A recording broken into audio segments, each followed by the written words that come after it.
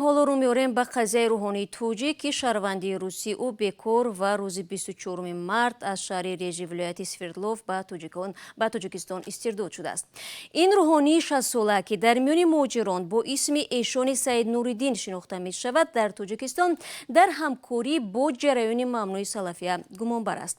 محمد روزیقوف پسر این مرد روزی 29 مارت در صحبت با رادیو آزادی گفت هفته گذشته از روسیه اون ناپدید گشت و 2 روز بعد در تاجیکستان پیدا شد. همکارم میرزا نبی خالقزاد این مسئله رو دنبال داشت و حالا با ما در استودیو است. درود بر شما. خوب این روحانی توجیک چگونه به تاجیکستان سپریده شده است؟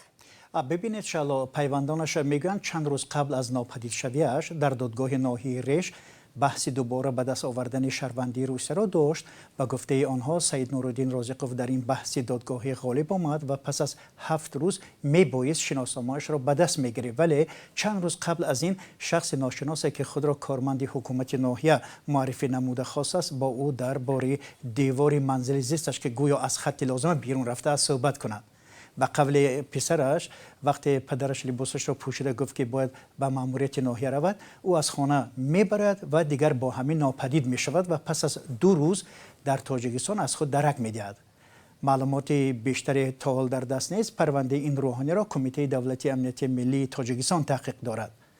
این نهاد تا هنوز هیچ تفصیلات درباره اتهام این روحانی چیزی نشر نکرده است. یک منبع از وزارت کارهای داخلی تاجیکستان به رادیو آزادی گفت که استرداد او واقعا عملی شده است، ولی تا حال حاضر در دست آنها قرار ندارد. ایشان سید نوریدین روحانی شناخته در میان مهاجران تاجیک در ولایت سفردلوف روسیه که 23 سال در این کشور کار و زندگی داشته است، به گفته پیوندانش با بهانه ناکامل بودن سندها او را از شهروندی محروم کردند. حالا معلوم است که ایشان سید نوریدین در کجا است؟ در آزادی و یا در بازداشت؟ ببینید فرزندش محمد رازقوف میگوید پدرش از رقمی که از دوشنبه با او تماس گرفته گفته است که فعلا در آزادی قرار دارد و مقامات از او درباره ارتباط با رویه‌های ممنوع از جمله سلفی و نوارهای ویدیویی صحبت‌های او در مسجد در روسیه پرسیدند.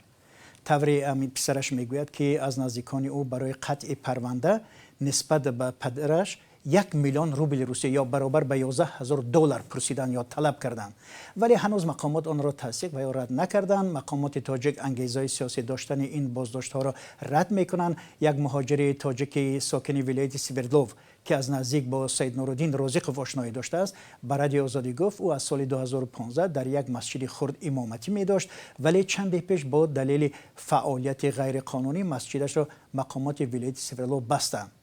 در یک نوار ویدیویی که طرفدارانش به رادیو آزادی فرستادند دیده می شود که او از منبر مسجد به جوانان نصیحت دارد.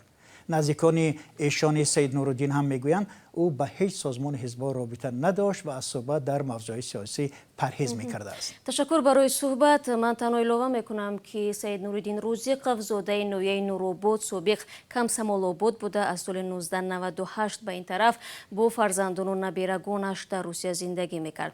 پیوندانش میگویند روی زندگی پدرش از حساب تجارت لباس بود و هیچ وقت از حساب امامتی زندگی نکرده است.